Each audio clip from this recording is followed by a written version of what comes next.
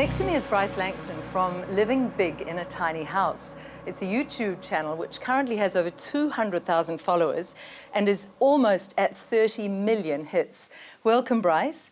What is the movement about, and what's its connection to human sanity rather than the insanity that Gorilla was talking about? I guess, first of all, the movement is about a number of different things. The most obvious is obviously economic related. We're in a generation here in New Zealand right now that's largely been priced out of the housing market. So young Kiwis are looking for alternative forms of housing. So that's definitely a big part of it. But I think there's a lot of other aspects that are coming into it as well. It's not just driven by economic factors. There's also environmental reasons for downsizing, consuming less, minimalism, actually sort of living in an environment which encourages us to focus less on our material possessions. And I think as well, that's why I called my show Living Big in a Tiny House. It really is sort of asking the question, well, if we're living in smaller spaces, if we're consuming less, if we make our lives less about material things, what does that create space for? So, I love that. I love that sort of rebellion, because what age are you? I'm 32. 32. So this generation is saying, in a way, we've been conned with all of this materialism. I have to buy more to find happiness. You're saying the absolute antithesis of that, aren't you? Have less and you'll find happiness. I think there's an understanding, and it's a growing understanding, that for a large part we're cogs in an economic machine. We have a society where our economic models are based on debt. And in order to service that ever-growing amount of debt, we need an ever-expanding economy. So if the economy isn't growing, then we've got problems. And so I think that there's a lot of people out there who would feel very threatened by the idea of people saying, no, actually, I'm done being a consumer. I want to make my life about experiences. I want to make it about people. I want to free up my time and my resources for things that are of more innate importance to me. So yeah, I do think it is a bit of a threat to the status quo in that respect. Absolutely. And Chrissy, you live that philosophy in a way. You live simply. I've watched you. But it's also a complete con, isn't it, that in nature, she never expands all the time. She expands, she rests, she contracts a bit, she expands. Yeah. Why do we have this economy, this economic model he's talking about? It's compared to a psychopathic mindset, the economy, because you have to keep taking in order for it to grow. You have to keep taking resources from nature, when actually what works best is if it's of a cyclical nature. So what we take out, we put back in. That's beautiful. That's the natural harmony. Is that what you're seeing, Bryce, and a lot of the people you're interviewing, that there is a very strong ethos? I want to give back to the earth, give back to what has nurtured me. I think there's definitely a craving for simplicity. And in a way, I mean, this is actually just returning to the way that we've done things for the vast majority of human existence. People talk about the tiny house movement as if it's something new, as if it's some kind of modern fad which is spreading. But I think the reality is, if you look at human history, for the vast majority of our existence on the planet, we have lived in small, simple shelters that have just met our basic needs and our basic necessities. And I see this in some ways as being a return to that, albeit with maybe a little bit more style. And we used to be nomadic, of course. Well, that's another huge thing. Yeah, I mean, if there wasn't a lot of fertile land anymore and the land needed to recover, we would move to other places. That's what we used to do. Idea. Yeah. So that you can do that with you know, the house on wheels. Yeah, and that's one of the things that I really love about it as well, is it kind of creates a new model of home ownership for our society, where all of a sudden you can actually own your own home, but you don't need to own the land that it's on, which is a complete game changer in its own right. Yeah. So are you interviewing a lot of nomads? Oh yeah, and I mean, there's this, especially with the sort of young Kiwis, as jobs go online, as more and more people are working remotely, there's this kind of new movement, they call them digital nomads. So they're people who are working full-time jobs, often really well paid, but because they're location independent, they think, well, hey, instead of actually working this job from some office somewhere or staying put at home, I'm going to do it on the road. I'm going to travel. I'm going to have fun and explore while I work, which is great. It's so beautiful, Bryce, because your generation can then also have great connection, not just with nature, but with their own offspring, with their children. No more of this suiting up and leaving the family to be isolated at home. Yeah, work your own hours. And in some respects as well, it's also using technology to our advantage. technology has grown and developed in so many ways, but in so many ways it's actually just become a greater binding factor as opposed to actually giving us the kind of freedom that it promised. And in this respect, when people are now working remotely and they're all still connected and have that ability to connect through the internet, it does open up so many of those opportunities. I have a particular angle. I would love to see a lot of small homes for housing homeless people, and I know in Texas there's a vast project that's been shown to be really successful. They've built a lot of homes for homeless, and we are talking about that later with the new commissioner of the Auckland City Mission. Yeah. Have you come across that a lot? I have come across quite a bit of interest. I've actually been working to consult one of the councillors on a project here in Auckland at the moment for building homes for the homeless. And what's the response been like? So far, it's sort of just in its very early sort of proposition phase. But I mean, there's certainly interest out there. The models work. And again, it's not about creating anything excessive. It's actually just about providing something that, in my opinion, should be an afforded human right. I believe if you're part of our society, if you're living and breathing and standing next to me, you have a right to a safe, warm, dry place to rest your head at night. That's a beautiful idea. So Bryce, I have talked to people about the tiny house movement, and the word tiny, people go, can't see myself do that. So maybe it's an idea for us to have a look at one of your videos, an extract, to see how spacious this actually is. Sure. Yeah? That is beautiful. Oh, thank you. It's been such a learning curve, eh? Oh. So, how big is it? That's I guess that's the first thing I have to ask, because it feels really It spacious. feels big, doesn't it? It's, Yeah. The trailer's 7.2 metres Yeah. long, by 2.4 wide. Yeah. Right.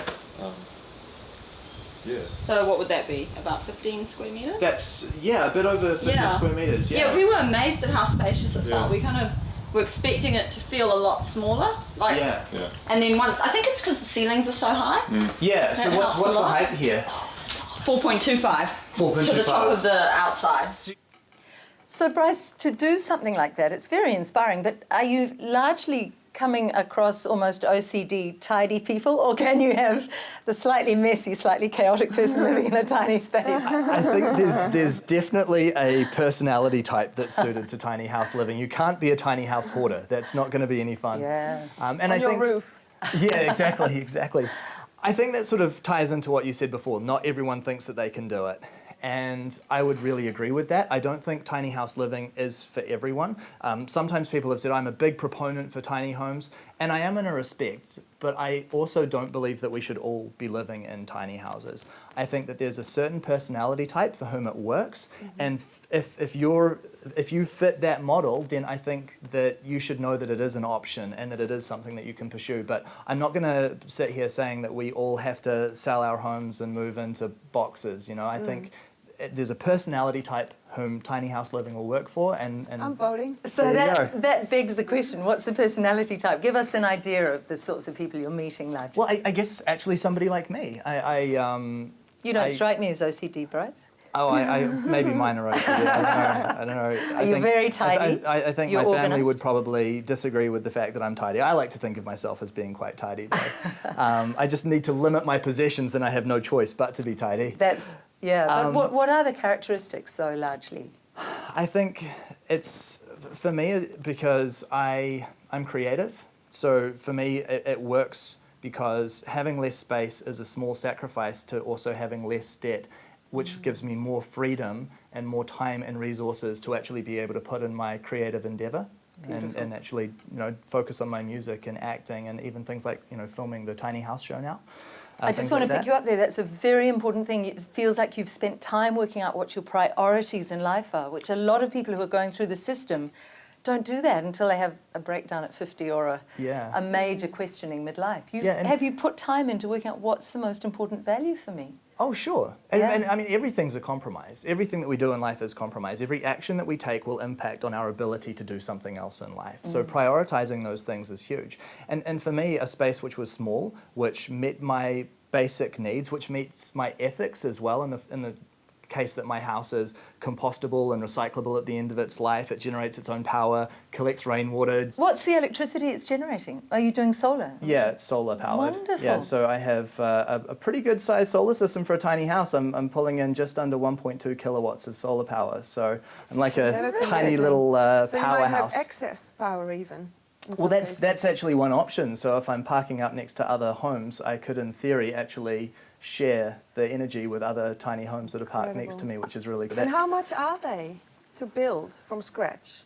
You know, it's a really hard question to ask. Everyone is really keen to know how much a tiny house costs, and it's a little bit like asking how much a house costs. You know, you can walk into a designer lighting store and you can pay $5 for a light, or you can pay $10,000 for an extravagant light fitting. So it really depends on how you construct and what kind of materials you're using.